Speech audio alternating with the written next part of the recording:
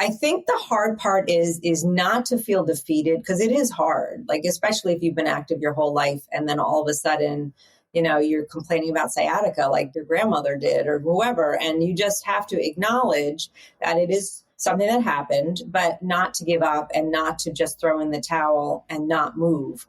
Stay true to the perception that you are still strong. It's just you're going to have to work around something. Welcome to This Empty Nest Life. Join Jay Ramsden as he leads you on a transformative journey through the uncharted seas of midlife and empty nesting. If you're ready to embark on this new adventure and redefine your future, you're in the right place. Here's your host, the Empty Nest Coach, Jay Ramsden. Krista Daley, the Empty Nest Wellness on Instagram. As we start to talk, I don't know if this is true for you, but the more we talk about it, social, it's like people start to come into our feed, and that's how I found you. So it was like, I got to get Krista on the show and have a conversation with her.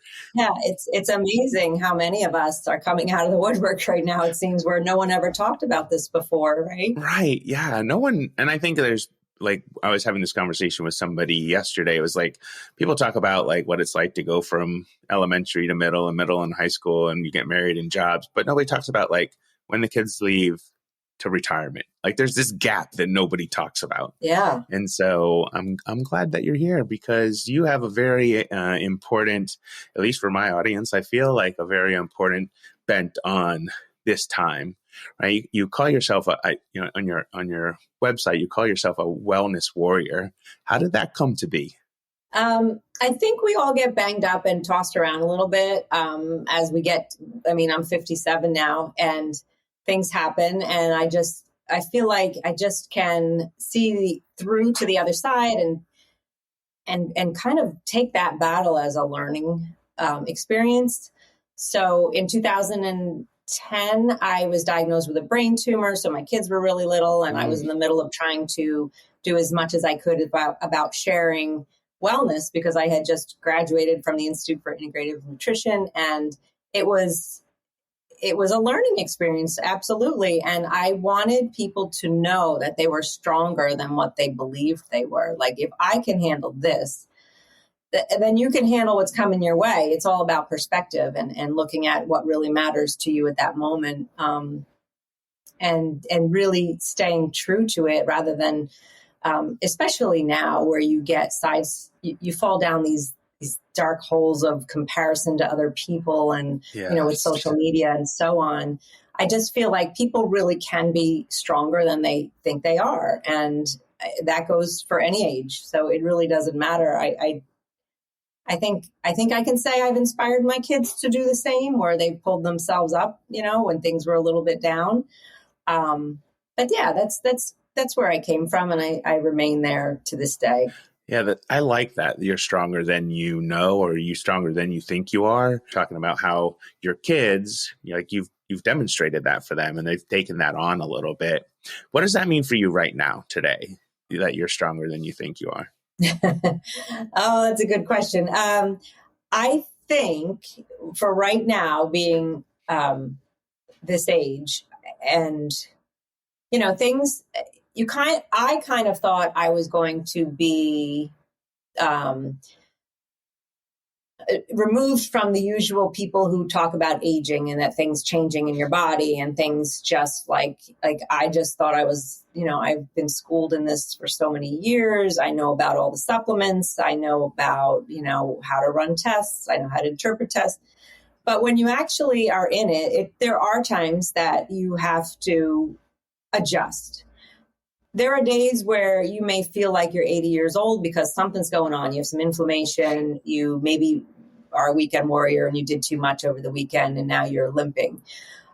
I think the hard part is not to feel defeated, because it is hard, like especially if you've been active your whole life and then all of a sudden, you're complaining about sciatica like, your grandmother did or whoever. And you just have to acknowledge that it is something that happened, but not to give up and not to just throw in the towel and not move or, go for the quick fix, and there's nothing wrong with the quick fix. Believe me, I understand, but to stay true to the perception that you are still strong. It's just, you're going to have to work around something. So in other words, like even 2 years ago, as far as like my workouts, they were a lot more, let's just say, intense. Okay. Because I could do it. And now things have happened where it's not that mine aren't intense. They've been tweaked a little to work things with more intention, to work things with a set time that you just don't need to go past. You don't need to go past what you think you need to, because maybe you had a little ego when you were growing up and you like to push yourself because you love competition, even with yourself. Sometimes you just need to take a step back and reassess and figure out, okay, so if I can't do, let's say, I can't run because I have a toe that has no cartilage left in it anymore. I'm not going to think walking is for babies. I'm going to adjust and use this walking as just another part of the whole picture. And I can go on and on as far as different things that can apply to, but I'm just saying, instead of seeing it as I'm a failure, I'm old now, you just have to reassess and not judge yourself that you are weak. Okay. So I know my audience is thinking this question right now, because I am. It's like, oh, what does that look like? Like, what is your workout? You said you back down, but what does it look like? Well, like, let's say I was doing deep squats. So like we call it, I don't want to say it, but you get your butt down all the way down. So your calves are touching your glutes. So something like that with weight. I was doing that, no problem.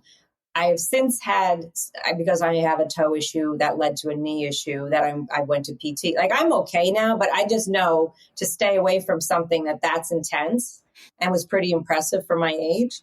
And now we just go to the bench instead. We sit to the bench. I don't go all the way down. Or maybe I was doing, it's very, very common for midlife women to be doing a lot of the high intensity interval, the HIIT workouts. Mm-hmm.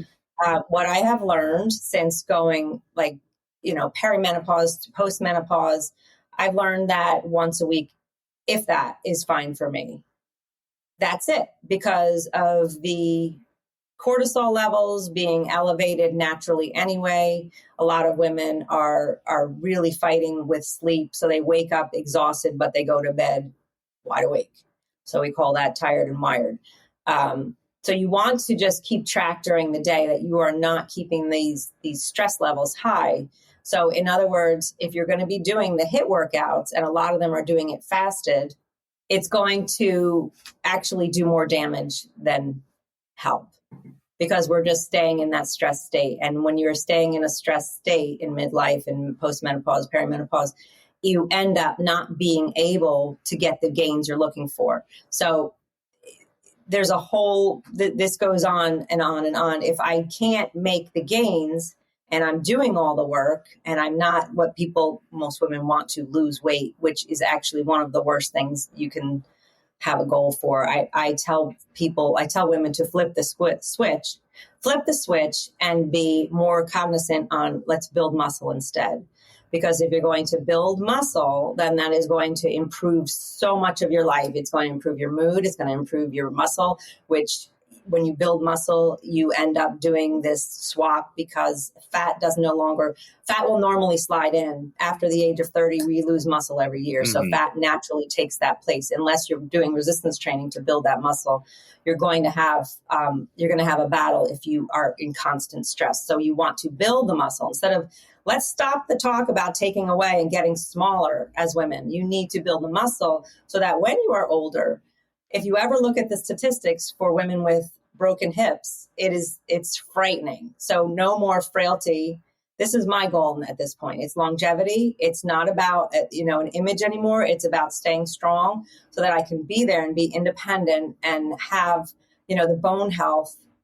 I mean, it's just kind of a simple thing. Once you flip that switch to being like, I don't care that I have these, a few bulges. I want to be strong. So now your body is thinking it's okay to eat a little more. Mm-hmm. We were in such this bird diet for so long. And, in the 80s, we grew up looking at Cindy Crawford and, all Kate Moss and the thin models. And that's why I still have so many women who weigh themselves several times a day, and they just are tied to that number on the scale. And I say, it doesn't matter. I mean, it matters in some way, but there are other indicators that you can look at, such as, these in-body scans that people are doing. You can look at your waist-hip ratio. You can take a tape measure and just measure your waist once a month. That's it. Like, you don't need to be a slave to the scale.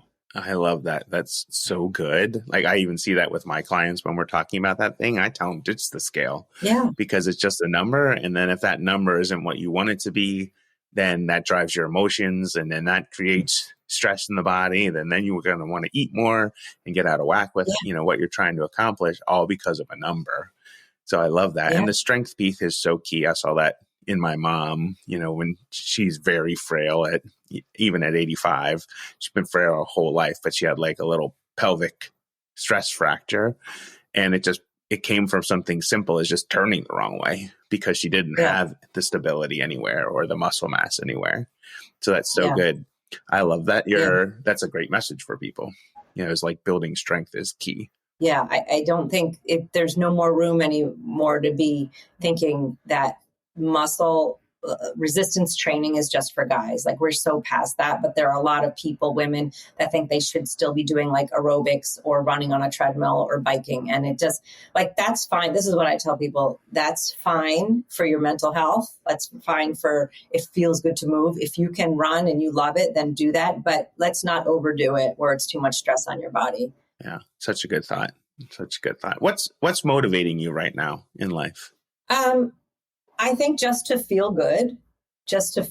I mean, I was a gymnast, so I have like back issues. I have ankle issues, and I've learned to, eat the right way so that's anti-inflammatory. I've tried to focus on getting my stress levels down, because as much as I ran my tests and I said, this is wrong. I'm not stressed. I'm not a stressed person. I love my life. But you actually see your data come in on your cortisol, like your 4 times during the day, they'll test it and you're going, wow, I guess, maybe my brain doesn't ever shut off, So what I work on right now is like 2 times a day to reset, even if that's like a 7-minute, I listen to a meditation. That's fantastic in the afternoon for me before like the dinner time. And then, at night, just resting and like no screens. It's hard, right, when you're coaching people, but there have to be some boundaries that we put in there. So I don't know if I just answered your question, but that's what I focus on, just feeling good and being there to live my, best life and be happy. Yeah, no, I asked you what motivates you right now. And if motivating you is keeping the boundaries to kind of make sure that you stay healthy and that you keep your cortisol levels down, right? Keep the stress down in your body. Like, that's a great message as well. Is like, how do you live your life to prolong your life? Like, people talk about your physical age, right? There's your physical age, your mental age, and there's also your health age as well. And I think that's the goal, is to have a health age that is lower than your actual, years age. Like, that's the goal. So you had dropped something there, is like eating the right way. Yeah. What does that mean? I mean, I basically, like, my husband and I, like, he has turned, it's so funny because sometimes I catch him. He's a walking encyclopedia of health. And I don't want to think that I had anything to do with that, but the two of us, we kind of bounced. Thank God he's just, can appreciate good quality food, but we try very hard to eat really good protein. So, we order from an online company, so we're getting it grass fed and pastured and everything like that. Nice. What I preach to my women is you want to get more protein in midlife. So most women, when I first started paying more attention to fitness, and probably in my 40s, I tracked what I ate, and it was hardly any protein, because like most midlife women, we just weren't raised that way. Like, you eat the vegetables and you eat everything fat free, and and the kids get the meat that you made first, you get the leftovers kind of thinking. But now, I preach to them, you should be shooting for at least 1 gram of your ideal body weight in protein a day. So if you want to be, 135 pounds, that's 135 grams of protein, which is very hard for most women to get. So, I start, explaining that if you can front load your day, you're going to be ahead of the game because you've just fasted overnight. And now we're going to take that time, that first meal, and give your body what it really needs in order to continue throughout the day rather than getting into such stress that you're, remember how we grew up with like Cheerios or, Fruit Loops, and that was breakfast. Like that was just pure sugar. And if I did that today, I'd have a horrible headache. But I think by eating properly is an 80-20 rule. You go 80% as best you can and 20%, we went on vacation and every single night we had dessert, it was always a celebration. And then you come back home and you just jump back in. So it's not a big deal. There is no guilt. There's no guilt. It's just a lifestyle. So you eat the best you can and nothing is off limits. Nothing's off limits. You just have to decide, is this going to serve me in this moment? Okay. If I really feel like I want it, I'm going to have it. Yeah, I have a friend of mine who's a coach, and she was talking about that. And it's like, when it's like even in your mouth, right? Like when you're doing the extra, like the 20%, like, does it actually feel good? Like, are you actually enjoying it, or are you just doing it because you haven't had it in a while? Right. That thought of like, oh yeah, I want to have, the creme brulee at dessert. Right. But do you need the whole thing, or you just need a couple of bites? Like, what's enough to like make you feel like, oh, I like that, but it's not going to like make me feel like, oh my God, I had too much of that, or something along those lines. Exactly. And so I like the 80-20 because everybody tries to be perfect in life, and there's no such thing. Right. So I like that 80-20 mix. Yeah, for sure. Yeah. The perfection is poison, because I think that's how I felt when we were in this diet culture where you had to be good all the time. And then of course you fell off on the weekend because you were exhausted and you were hungry and crabby. So it has to be something that's sustainable, as we all know. So whatever works for you. And if you can concentrate, especially for midlife and the guys too, concentrate on that protein, fill yourself up with fruits and vegetables as much as you can. The fats will fill in around it, and don't be afraid of the healthy fats, because, an avocado is not a bad thing. It's beautiful. It's got all the phytonutrients and fiber and good fats. So I think that was something that we needed to learn also coming out of the 80s and 90s diet culture. It's okay. You should be having those macadamia nuts and all.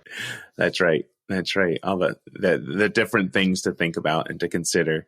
You had mentioned, a gram of protein for your ideal weight. Is that true for men as well? For my male listeners, is that the same philosophy, or is it different for women and men? It is to some degree. I think it depends, again, where you are. You're not going to just, like, I will tell the women, if you're doing 60 right now, you can't jump to 135. This is going to take a while for you to build up. So you add a little bit each day. I mean, at each week, I'd say you come up a little, like maybe 15 grams, and you do it slowly. Otherwise, your stomach's going to revolt and say, I can't do this. You're just not used to it. So with guys, I would say, like my husband, he shoots for about 200, which, he'll get it in at the end of the day, where I'm making, to be honest, this is really funny, but when I make our servings for dinner, like he has I try and give him a little more, but it's still a lot. And then he'll come out after, like maybe 8 o'clock, 9 o'clock, he'll do like a bowl of Greek yogurt with a scoop of protein powder and blueberries just to finish that off. Just to finish it off. So that's probably another 35 right there, at least. So there are little tricks and tips, as long as you know what your body can tolerate. And like some people just can't have eggs, so you don't have the egg powder or the eggs or the egg whites, even though it's a great source of protein. You can't have dairy. Well, there's a lot of non-dairy things too. In fact, this morning, I had by accident, I didn't know because my husband went shopping. He got a cottage cheese that was lactose free. I never had that before, and it was fine. Like, it still had the protein in it, and it's great. If you can't tolerate dairy, there's some things out there. She mentioned the cottage cheese piece. Like, what's one of your like creative ways? Like you mentioned the yogurt and the protein powder, but what's another one, like creative way to use protein that people might not necessarily think of? Well, I have like my three breakfasts I would do is I actually started doing, because I was off dairy for years and then I slowly reintroduced it and I'm fine. I don't have any issues. I will take like 3/4 of a cup of Greek yogurt, and then I'll do like a half a cup of cottage cheese, mix them together. And then I add pumpkin seeds, some chia seeds, the kind of whatever's around. I have some nice berries still this time of year, but there's also a really good, I swear this is the best thing because it gives you the sweetness and the tartness. It's an organic freeze-dried berry, which I get mine at Trader Joe's, but I know other companies make it. So it has the taste without, like, in the winter, it's hard. Like either you're going to use the frozen fruit or like the real berries are ridiculously expensive. So I like that for a topping. And then the other one is a protein oat bowl, if you can do oats. So it's not just all carbs like we remember as kids. I do an oatmeal that has flax seeds and hemp seeds like in it. It's just an instant. And then I will cook it and then add a scoop of protein powder. So now, you've got that. You can't really, it's vanilla. You can't even taste it. And then I will mix that up and then I'll top it with whatever the day, whatever toppings I want for the day. But I just posted a reel today. I couldn't believe it when I actually added up because I don't track anymore. I just know what I like and what kind of works. I think I had 43 grams of protein for an oatmeal bowl. So, and the fiber was I often forget to talk about, but fiber is so important for guys and for women. But that had 11 grams. So if you're shooting for 30 for the whole day, that's 11 to start off. That's pretty good. So that's 2. And then the third one is a smoothie. That's usually, I really like to use, I'll throw in my banana then with the protein powder with a nut milk or water. And then whatever fruits I'm, usually frozen by then. But what I like is you can change it up based on what you have. It's pretty volatile. I can throw in a scoop of, not a scoop, but 2 handfuls of some greens, just those bagged greens. So you get your fiber in. If you add some frozen avocado, you turn that into a smoothie bowl that you can literally eat like ice cream. So top it with all your favorite toppings again. But it's just my whole advice is you want to stay away from processed foods and you don't want really as added sugar. But if you love that, I know there's I forget the brand, Purely Elizabeth. I don't get that often, but that's down. Oh, granola. Yeah, I think, isn't it? Yeah, 1 tablespoon's fine. Don't say you can't have it. Just have a little bit of it. You know what I mean? Because most people will use that as a snack. And before you know it, you have, you just have a lot of sugar that you've consumed and you didn't really need it. So it's always, if you can consume that protein first, that will fill you up. Then you fill in the rest with the carbs and the fats follow through naturally. And it doesn't have to be a complicated formula. I love that. Yeah. The protein first approach, I think, is where people kind of get lost in what that looks like. It is. It's just a different way of thinking. And once you do it, you just understand that it works. So I'm going to keep doing it. Yeah. And I batch cook. I think one of the best things you can do. And I'm a very live in the moment, last minute. That's just naturally how I am with food. But at least if you can batch cook a bunch of chicken or a bunch of turkey or a few steaks, whatever it is you're into, like on a Sunday. And then for lunch, you just have it, you grab it, you use that on top of whatever, maybe you want to make a sandwich, maybe you want a salad. And it's just so easy and it's done. So that's just, something to keep in mind too. Yeah, batch cooking on Sundays helps the week go a little bit easier. And we used to never have time when the kids were home, right? Because you're always playing the games. That's right. Your life was so busy. It was like catch as catch can. Yeah, for sure. Yeah. What's something you've always wanted to do, but you haven't done yet in your empty nest life? I might be doing a podcast. That has been on my list for a while, starting my own. But I don't really know that there's anything I haven't done yet. I mean, we have just started traveling a little bit. It was the first time we didn't, like I said, we had a very soccer-based family. That's every single weekend we would spend Thanksgivings apart. My poor husband would be down at a tournament with a hot dog for Thanksgiving, showing me pictures. That's just what we did. So that was our travel at that time.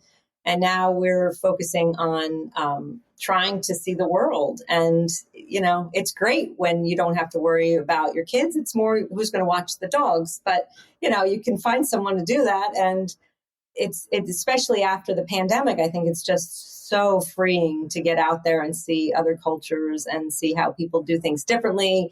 And you come back with a whole new viewpoint on, our lifestyle here being so busy, and to go away and how they slow down and enjoy their food. There is no coffee on the go. You sit down and you have it. And yeah, it's fun, I think. So I would say I would continue. I really want to continue doing that. Is there some place that you visited recently that's like, oh my God, that was the best, or some place you want to go to that you haven't gone to yet? I loved Portugal this summer. I would go back in a heartbeat. There's a lot to see there, and the food is amazing, and the people are so nice, and it's just beautiful country. I do have France on my list because I like the language. I try and speak it with, what I can with my little apps that I practice with. And we went on our honeymoon to Bali, Indonesia. So that was like, wow. You start with that one and everything else is kind of hard to follow up. But I would like to go back down there to that part of the world again, too. So nice. Yeah. So nice. Yeah. So before I let you go, that's one of my favorite questions to ask people is like, what have you recently learned about yourself? I think I work best in small sets of time. So where I used to be able to sit for 2 hours at a time, I need to move. So I've learned that I need to take breaks where it used to be hard for me to come back from breaks. I just need to set up some time to do some deep breathing, to at least clear my head, to go outside and walk. What I've really learned, this is what I should have said first, but I've learned that nature is really, really important for me to reset. Mm-hmm. And I think no matter what the season, we have to make an effort to get outside. And if possible, get to some sort of either, like, I'm very much a water person. So I'm lucky there's a lake in town. I can get to the lake and even just take a 10-minute walk. And it'll always kind of fix whatever's going on in my head. So I think I've learned that in the last year the most. Yeah, I love that. Like movement and nature are such things I think that are underrated for people, especially now in midlife, is to be able to get out and do those things and kind of explore. I think for me, I picked up hiking in the last year, and it's like I have a group that I hike with every Sunday, and it's been like a total game changer just to be out, for 2, 3, 4 hours, just in trees and scrambling over rocks. And it's just like, it's a great way to start the week.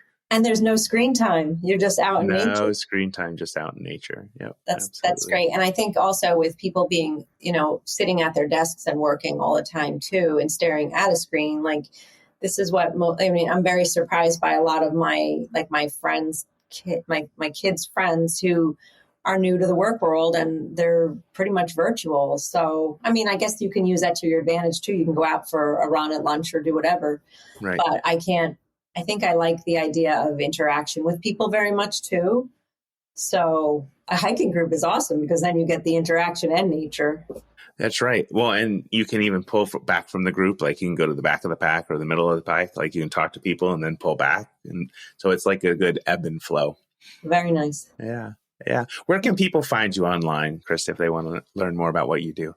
I have a website, kristadailey.com, and I'm on Instagram and Facebook at Empty Nest Wellness. And yeah, I think, I pretty much respond as quickly as I can day of if anyone sends me a message, because although I will say I mostly leave voice messages because, when you get to be our age, you need the readers all the time. So I love to chat, and I'll just send them a voice message if I can to connect, which I think they actually appreciate too. Yeah, such a great way to do it. Awesome. Yeah. Thank you so much for being here, Krista. Thank you for having me. This was really fun to talk about, and know that there is light out there for us empty nesters. That's right. Always. And consider the possibilities. Consider the possibilities. Absolutely. Are you ready to start living and enjoying your empty nest years? If so, head over to jasonramsden.com and click Work With Me to get the conversation started. This Empty Nest Life is a production of Impact One Media, LLC, all rights reserved.